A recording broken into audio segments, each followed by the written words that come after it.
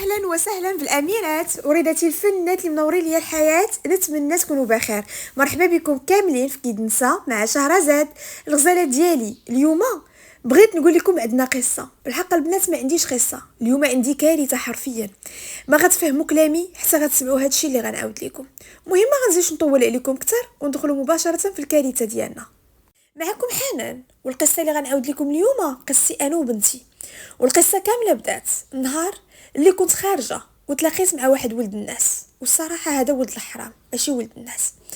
المهم تلاقيت معاه سيد دخلني بانه باغي الحلال وباغي بنت الناس، وقال لي عطيني الرقم ديال التليفون تعرف عليك.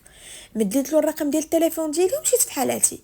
من موراها السيد دخل عليا وقال لي بغيت نتعرف عليك وبغيتك على سنه الله ورسوله. قلت لي مرحبا. السيد كان خدام واحد الخدمه اللي عاديه، ماشي زعما شي حاجه اللي واو. المهم من النهار الاول قال لي انا باغي بنت الناس درويشات، بغيني ونبغيها، خذهم فقراء يغنيكم الله. ايوا انا البنات مع حتى انا واحد البنت اللي درويشه، دارنا ناس على قد الحال مقاتلين مع الزمان، انا حتى انا مقاتله مع الزمان. قلت علاش لا. المهم عندي هو راجل يبغيني ويحماق عليا. الراجل في هاد الوقيته كان داير فيا كل شيء، كان مهلي فيا وكيتعامل معايا مزيان، والحب والغرام والعشق والهيام. دوزت انا وياه واحد المده حتى النهار اللي غيجي عندي وغيقول لي بغيت ندوي معاك في واحد الموضوع خاص. قلت له نعم ولد الناس اش حاب الخاطر. قال لي بغيت نقول لك واحد الحقيقه. قلت له كنسمع. قال لي انا راه ما عنديش والديه. قلت له كيفاش وعلى نتايا ديما كتقولي انا غادي لدارنا هذه اختي، عيطات عليا امي ما فهمتش. وهو يقول لي شوفي السيده اللي مربياني انا وخوتي، يعني السيده ما كتولدش هي وراجلها ورباتنا كاملين. قلت له اها والديك فينا هما؟ قال لي والدي الحقيقيين ما عرفتوش فينا هما. قال لي انا هاد السيده هزاتني وهي اللي رباتني وهي اللي عندي في الدنيا، وانا كنعتبرها بحال ميمتي وهذوك خواتاتي وكبرت معاهم، وانا بغيت زعما هاد الامور وانا عارف راسي ما عندي زهر، وعارفك تقدري ما تقبلينيش، وعارفك تقدري تعتبريني ولد الحرام. وانا يا ما كنتش بغيت نقولها لك حيت كنت خايف منك بزاف، ولكن دابا انا راه صافي ناوي معاك الحلال. انا ما كذبش عليكم تلفت، ولكن المساله ديال انني نتفارق معاه على ود هاد السبب كانت بالنسبه لي شي حاجه اللي مستحيله. هاد الدري ما عنده حتى شي ذنب في هاد لافير، وعادي جدا هاد الشيء طرا حصل ما فيه. بقيت كنهضر انا وياه، وتما بدا كيعاود لي على طفولته، بدا كيعاود لي على هذيك السيده اللي كانت مربيه على خواتاتو، وكان دائما كيشكر في هذوك الناس وكيقول لي امي بنتي حنينه، امي بنتي ظريفه، كتحماق عليا وكنحماق عليها، والخير اللي دارتو فيا عمرني ما نساه، وانا ما نقدرش نهائيا نتفرق عليها، وانا. المهم كنقول له انا ما نكونش بنت الحرام اللي نفرقك عليها. كان ديما كيقول لي شوفي عندك زعما نتزوجوا وتقولي لي خصك هذوك راه خواتاتي، راه ما كنحس تيجاهم حتى شي حاجه، عندك تغيري هذيك راه امي، عندك تقولي لي شي نهار زعما نتفارقوا وداكشي ديال العديزات والعريسات. كنقول له انا مستحيل نقول لك هكا، وانا ماشي بحال هكا، انا خاصهم غير يعطيوني التقار. المهم بقينا كنهضروا اليوم وغدا حتى النهار اللي السيد جا وقال لي غادي نجيب وليديا عندكم للدار باش زعما ندوروا الخطبه. قلت له مرحبا. عاودت الوالديه كلشي، وحتى والديا ما كانش عندهم مشكل في هذا الشيء ديال ان السيد غير متبني ولا غير هذوك الناس مربينه زعما عادي جدا. صافي جاو الناس البنات عندنا للدار، كبرنا بهم تكبيره ديال النفس. الناس كانوا البنات كيسبعات الفرحات مزيانين، ما كاينش غرام ديال المشكل، داز كلشي في امان الله حتى النهار اللي صافي غتيسر الامور. السيد غادي يقول لي بغيت نتزوج بيك اليوم قبل من غدا. قلت له سيدي مرحبا، فين غادي نسكنوا؟ قال لي غنسكنوا مع دارنا. قلت له ما يمكنش، حنا ما اتفقناش هكا. قال لي لا انا قلت لك ما تفارقش مع امي. قلت له ما تفارقش مع امك وي، ولكن باش نسكنوا معاها لا. قال لي امي ظريفه امي حنينه، واش نتيا فاهمه اشنو معناتها تربي 4 ديال الدراري 4 ديال الخوت ما والده فيهم حتى واحد، وتعطيهم الحنان والحب، هي غتعتبرك فحال بنتها وتهلا فيك ودير ليك وتفعل ليك وترك ليك. المهم هاد الهضره اللي كان كيقول، انا كنت كنقول له زعما انا باغا نسكن راسي. كيقول لي راه حتى الا مشيتي سكنتي معنا راه بحال غتسكني راسك، يعني راه الدار عندنا كبيره، امي واحد الانسانه اللي داخله سوق راسها، عرفتي خواتاتي ما كتخليهمش يهزوا الكاس من بلاصتو، امي حويد دقاو ومتي ولا وما نعرف وهادي من هادي. مهم السيد كيشكر فمو وكيعاود. انا بقوه الشكر اللي كانش كيشكر فيها بدات كتبان ليا انها ملاك، وقلت يمكن السيده غتكون مزيانه. وكيف ما قال القلب الكبير، ومادام السيده تهلاص في هاد الوليدات وهزاتهم، راه اكيد انا ما غدير ليا حتى شي حاجه. تيسرات الامور وبدا كيقول لي الا ما درناش هكا ما عمرنا ما غنديروا المستقبل. قلت اللهم يسر. صافي دويت مع والديا واخا ما كانوش متفقين، قلت لهم شغلي انا، هذاك الشيء انا اللي كنعرف اشنو غندير فيه. تيسرات الامور، الاب ديالي كبر بيا ودار ليا الراسيه كبيره. هذاك الدري ما خلينا ما درنا عليه، والاب ديالي كان كيقول له شوف ولدي، انا اعتبرني باك وليت قلت عليك خففت عليا، ما تشرطنا عليه في صداق، ما تشرطنا عليه في عرس، ما تشرطنا عليه في حتى شي حاجه. وحتى النهار اللي كنت غاديه با جهزني من احسن لزاد. المهم هزيت راسي ومشيت لهذيك الدار، دوزت ليامات الاولى اللي كانوا مزيانين، تقريبا 7 ايام ديال المشماش. العجوزه كانت كتقول لي عروستنا ما كتهزش الكاس من بلاصتو، جلسي يا بنتي وتمتعي ليا مع راساتك. وانا قلت الحمد لله، الهضره اللي قال لي عليها مزيانه، وها هي السيده الله يعمرها دار. المهم غير سالت ديك 7 ايام المشماش وانا نشوف واحد الكماره اللي ما عمرني ما شفتها من قبل. اي حقا ديك السيده كانت حنينه في ولادها اللي ربات، ولكن فيا انا كانت ما كتحملش فيا الشعره.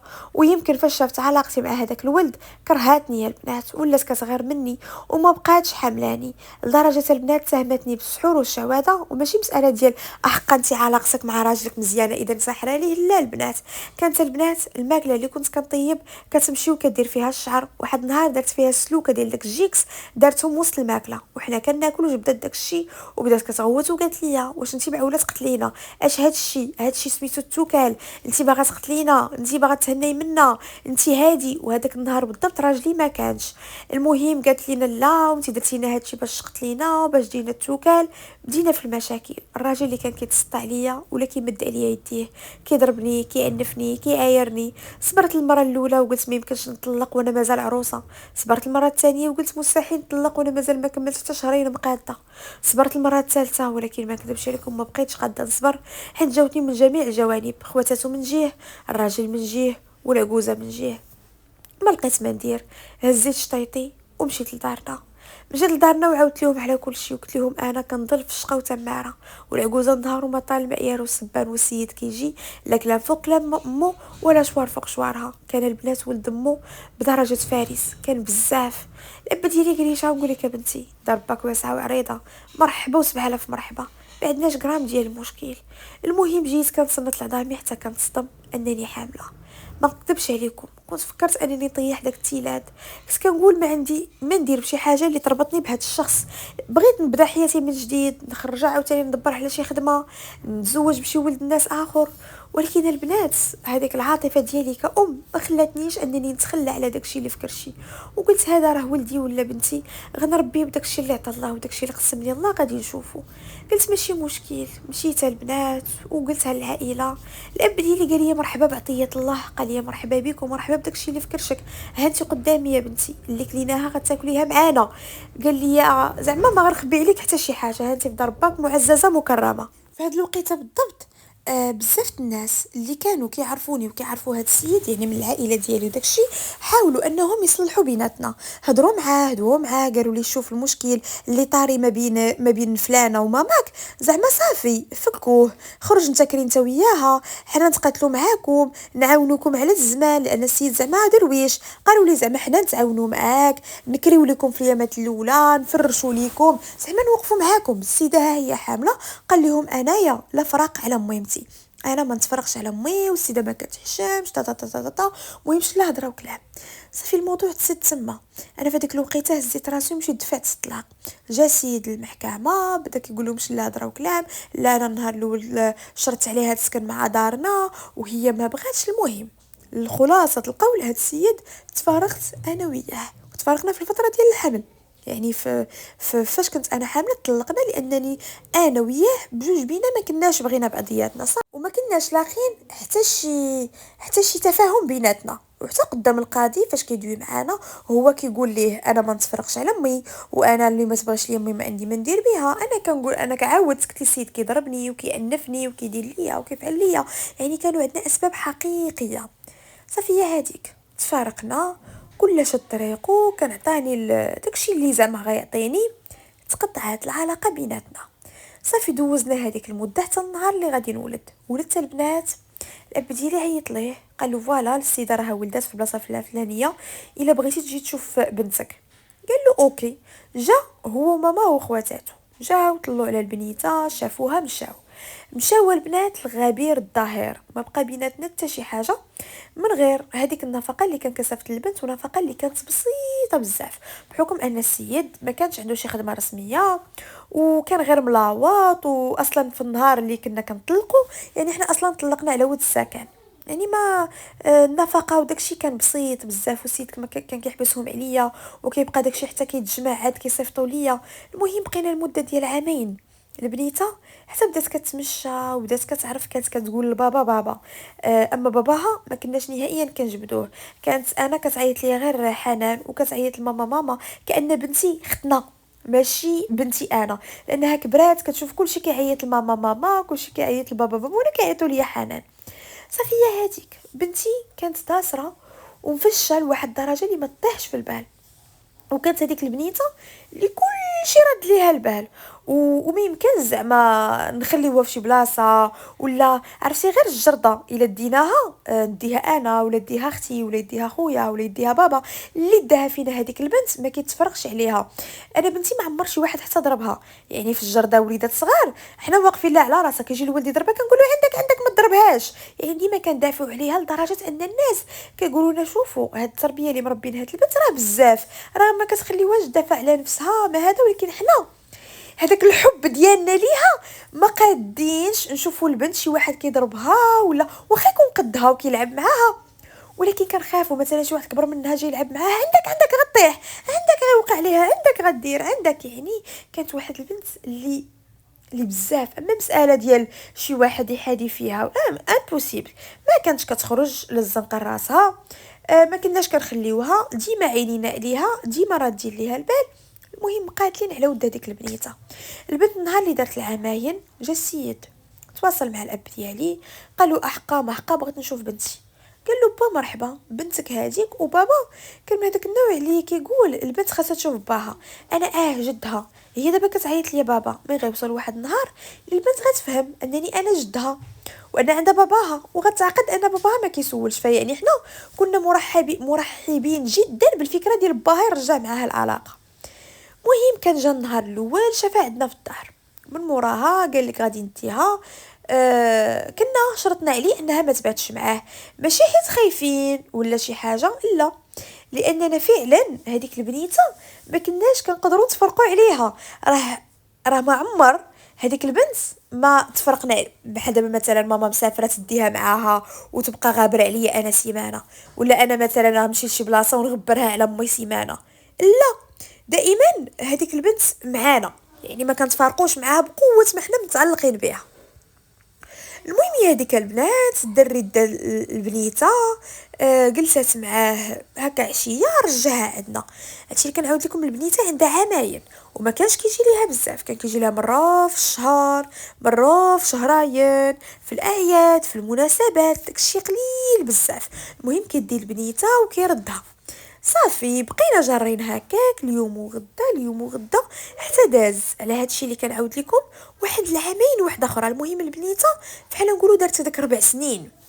انا لكم فاش دارت 4 سنين السيد اللي كان كيديها كولا مثلا كل شهرين كل 3 شهور عاد كيجي كيطلع على بنته ويديها هذيك نص نهار، ولا كيجي كيقول لك لا انا بنتي باغي نديها مره في السيمانه ولا مره في 15 يوم، وبغيتها تبات معايا، انا بغيتها تولفني وتولف خواتاتي وتولف امي. ما كتبش عليكم جمله وتفصيله كنت انا رافضه، ماشي رافضه حيت خايفه، ولكن رافضه حيت هذوك الناس ما كنتش كنثق فيهم، وكانوا كيجيوني ناس اللي قباح بزاف وانا عاشرتهم، ناس اللي كيبغيو غير راسهم. المهم كنت رافضه وكنت كنقول ليه لا، ولكن السيد كان كيجي عند با وكيقول له انا بنتي وانا ربي عوضني على والديا وانا ديما لحمي ودمي وبغيتها تبقى معايا، وكان جا البانيشان وقال له شوف انا باقي لحد الساعه ما بغيتش نمشي معاكم القانون، قال له بالقانون بنتي غنديها تبات معايا وتجلس معايا داك النهار ديالي، يعني قال لها بالقانون كنعطيها الواجبات ديالها كنعطيها كل شيء، انا ما طالبش المستحيل، مره غدي بنتي تبات عادي جدا. الاب ديالي جا عندي وقال لي شوف يا بنتي انا عارفاك متعلقه ببنتك بزاف وحتى انا متعلق بها، قال لي ولكن القانون هو هذا وهذا راه باها، اللهم نعطيوها ليه بالخاطر وتبقى العلاقه مزيانه، ولا نعطيوها ليه بالقانون. وي ولا كيجي يديها في واحد الوقت ويحطها في واحد الوقت، وحنا مثلا نقدروا نكونوا باغيين نسافروا ولا عندنا شي غرض وغيولوا دوك المشاكل ديال لا، يعني هاد الوقت خلينا دابا هكا مفاهمين. شفت حتى عييت وقلت اوكي حيت هادشي اللي كاين صافي. هي هذيك السيد ولا كيجي كيدي البنيه، كيدي البنيه الامور كيف ما كنقولوا تحت السيطره، ما كاينش غرامه المشكل. واخا بالنسبه لينا حنا كان الموضوع صعيب، ولكن كنا كنبردوا راسنا بان هذاك راه باها كاينش اشكال. صافي هذيك بقينا البنات جارين هكاك اليوم وغدا اليوم وغدا حتى النهار. داز مده، داز تقريبا نقولي واحد 4 شهور هكاك بحال هكاك ولا اكثر. في هذه المده راه باها كان كيديها مره في 15 يوم، مره في الشهر كيديها. كنقولوا ماشي مشكل، كيعيط لينا قبل فوالا غنديها. الا كنا حنا عندنا شي بروغرام كنقولوا ليه ماشي مشكل هاد السيمانه حتى السيمانه الجايه، ما كانش كيقول لنا لا.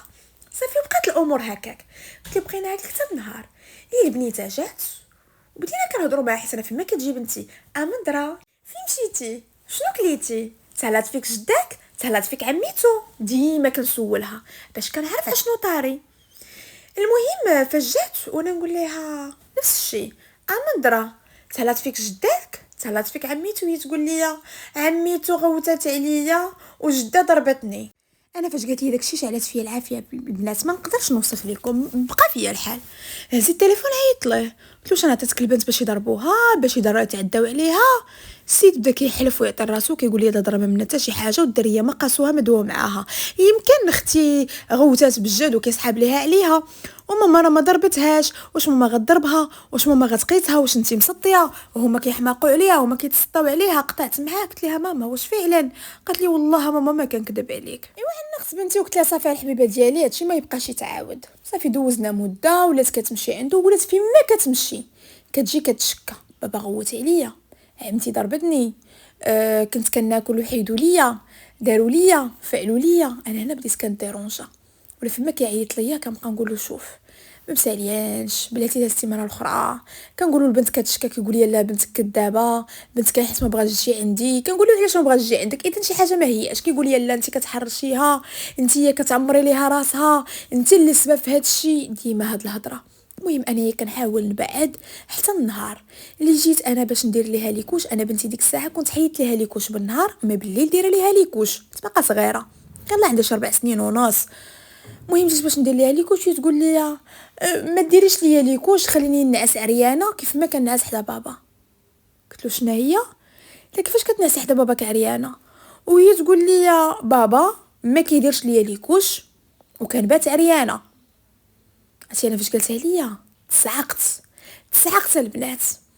هزيت راسي مشيت عند ماما قلت لها ماما تا وهي تقول لي شوفي يا بنتي مشات ماما عندها قالت لها جا بنتي. قالت لها نعم. قالت لها كيفاش كتنعسي عريانه؟ قالت لها ما كيديرش ليا ليكوش وما كنلبس السروال. قالت لها كتلبسي كتبقاي بالكيلو ديالك؟ قالت لها وهي تقول لها حال ديك الساعه كان شويه الصاد. وهي تقول لي ماما قالت لي ربما غير الصهد.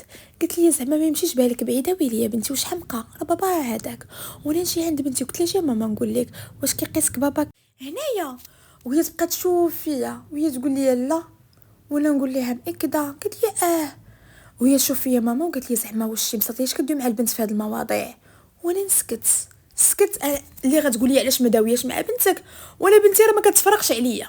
انا كنقول لكم راه المراقبه المستمره وحنا في الدار كاين وبا ديما حدا امي وباك اصلا ديما حاضي وديما مسطي بالبنت يعني وما عمره ما كيبقى هو وياها. ديما في الدار كاين اختي كاين حنا دارنا ما كتخواش زعما ماشي دوك الديور اللي كاين نهائيا. وتربينا واحد التربيه ديال الاداب والصواب هادشي ما عندناش البنات. المهم هي هذيك صافي انا طلقت الموضوع ما بقيتش هضرت. حد قلت ليها واحد النهار عاوتاني جات عندي بلا سليب وانا كنصيفطها لابسه وكنصيفط ليها التبديله الثانيه. المهم الحوايج اللي صيفطتها لابساهم مسخين والتبديله الثانيه السليب ما كاينش. المهم سليب واحد ما كاينش وسليب مسخ. قلت لها ماما فين هو السليب ديالك؟ قالت لي راه بابا حيدو ليا ولبسني السروال نيشان. وانا نقول لها وفين هو وش بلتي؟ قالت لي لا ماما ما بلتش. قلت لها وعلاش حيدوا لك؟ ما فهمتش. وهي تقول لي ما عرفتش يا ماما. وهي تجي عندي ماما قالت لي تلقى البنت بهلت حيدوا لها وما بغاش يصيفطوا لك زعما هكاك فازك بالبول. قالت لي صافي، قالت لي ميكت ما دويت ما تكلمت صافي دوزناها. حتى لهنا انا راه باقي ديك النيه شويه. وبنتي كنسولها كتجي كنقول لها ماما كنقول لها بطريقه فنيه ماما واش باباك زوين، واش باباك هادي، واش باباك هادي. مهم بقينا جارين حتى مؤخرا البنات في هاد الايامات ماشي بزاف حنايا جالسين، كانت البنت مشات عندهم حنايا جالسين تا البنت جات باش تجلس وهي فحال تصدرات. وانا نقول لها مالك؟ وهي تقول لي ماما كضرني بيبيا ديالي. وانا نقول لها كيفاش؟ قالت لي كتحرقني. هزيتها سوغ بلاص دخلتها للبيت حليت ليها رجيلاتها كنقلب فيها ما كيبان ليا لا طياب لا حنيشات، حتى انا بنتي من النوع اللي كيكونوا فيها الحنيشات. ما كنلقى فيها حنيشات. قلت انا ربما فيها الحنيشات ما فيها حتى شي حاجه. ونقول لها ماما ما فيك والو، كيفاش كتضرك؟ شي واحد قاسك تما؟ وهي تشوف فيا وهي تقول لي لا، وقالتها بواحد الطريقه فحال خايفه. ونقول لها ماما ما تخافيش راه عادي، اذا شي واحده ماما قاسك قوليها ليا انا ماماك، انا ماما ما تخافيش مني. وهي تشوف فيا وحضرت راسها وسكتات ما دوات ما تكلمات. لبست حويجاتها من مورا ما وديتها مزيان. قلت زعما ربما ما عرفتش ما بانش ليا وديتها. قلت لها شوفي اذا باقي كيحرقك قوليها ليا نمشيو عند الطبيب. قالت لي صافي يا ماما. هزيتها ديتها فوق الطبله كان زعما ديتها للبيت كناكلوا حيت حنا كنا ديك الساعه جالسين كناكلوا شويه. والبنت وهي تشوف فيا وهي تقول لي ماما شفت فيها؟ قلت لها نعم بنتي. وهي تقول لي بابا كيدير يدو في راكم عارفين وهو اللي ضرني ودابا كنتقصح. تخيلوا انا الضغمه في فمي ما قدرتش صافي درت عطيت الضغمه درتها في فمي سديتو كنشوف فيها.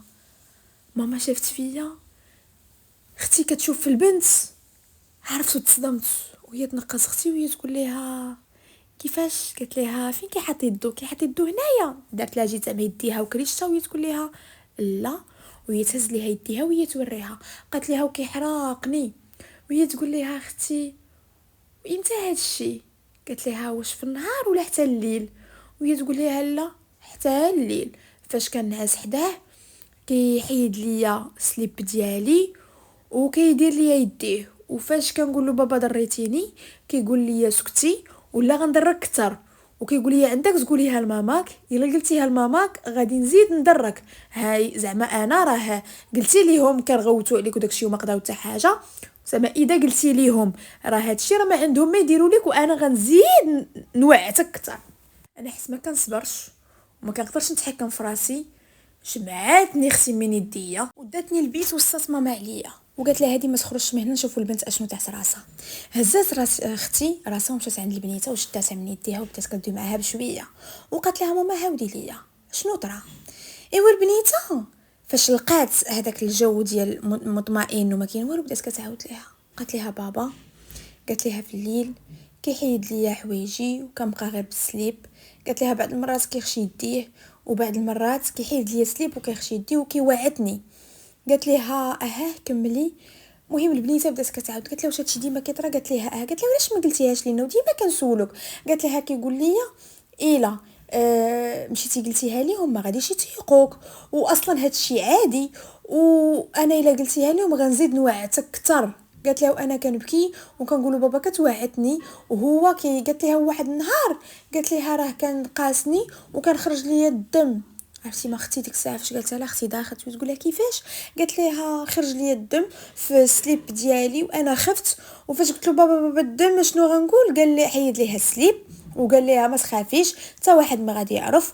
ورد فحالها هي اللي غلطه وقال لها هاد السليب ها هو غيبقى عندي غنخبيه صافي انت ما تقولي والو حتى واحد ما غادي يعرف.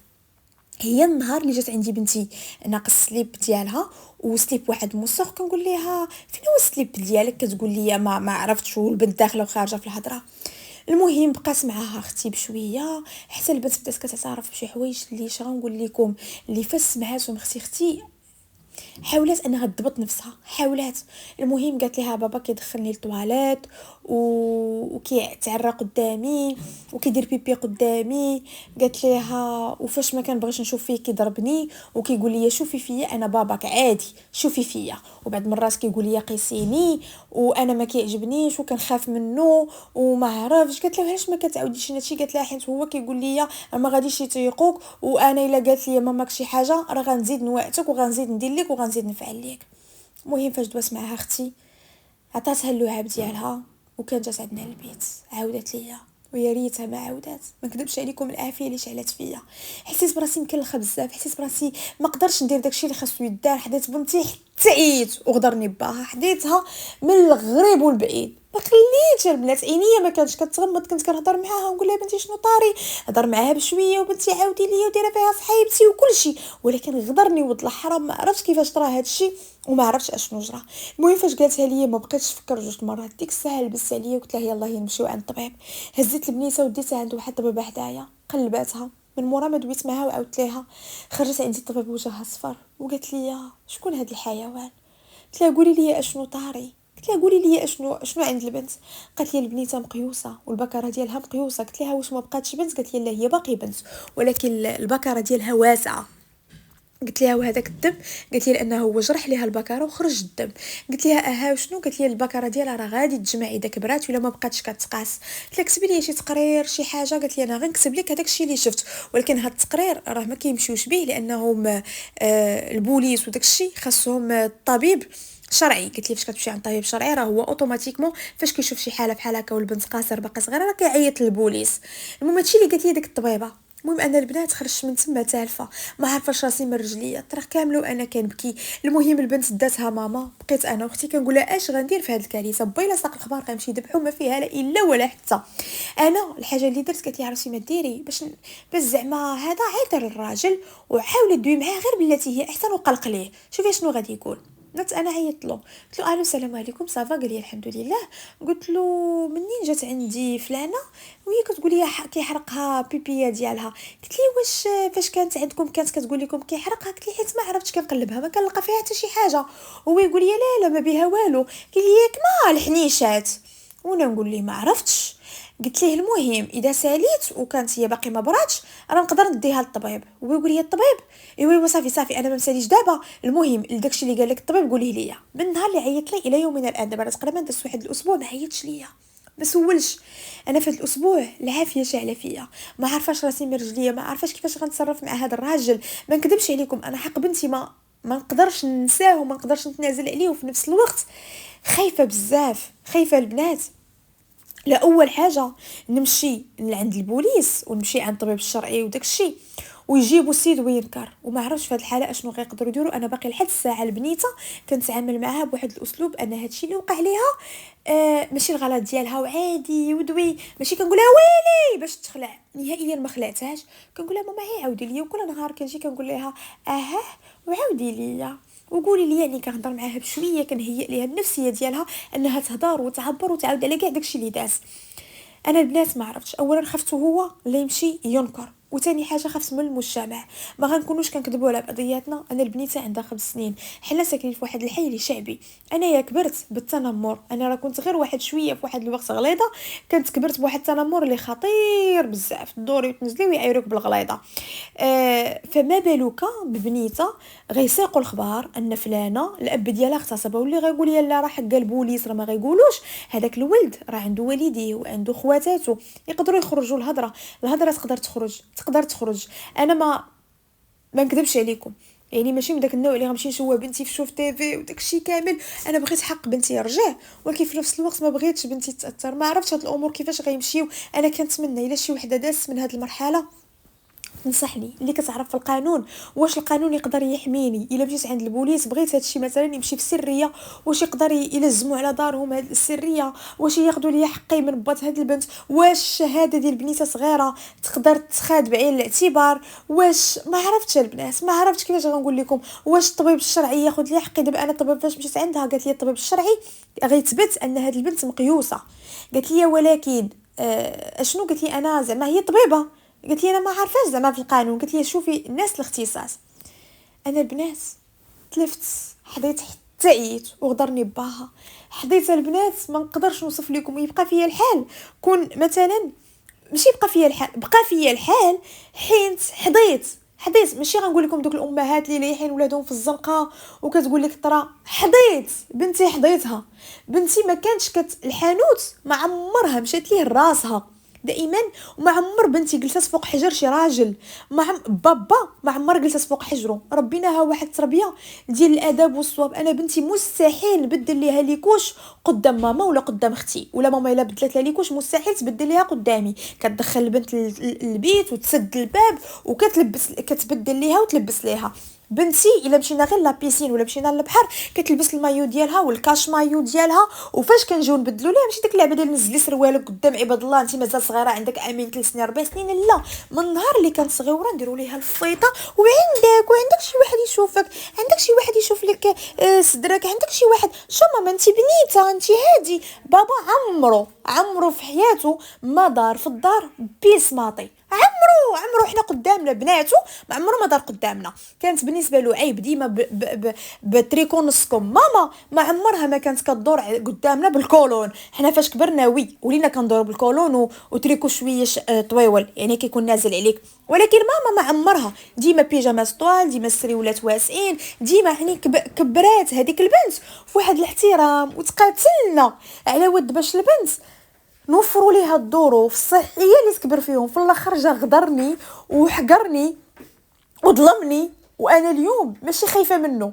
انا الشي كون كان بينه وبينه المشكل كون قلتها للنازا، كون ما نعرف ما عنديش المشكل الجزيره التقليه الاخبار. ولكن البنات المشكل في بنتي باقا صغيره وخفت عليها من المجتمع. غتقولوا لي انت انانيه. انا ماشي انانيه حيت خايفه على راسي، انا خايفه على بنتي.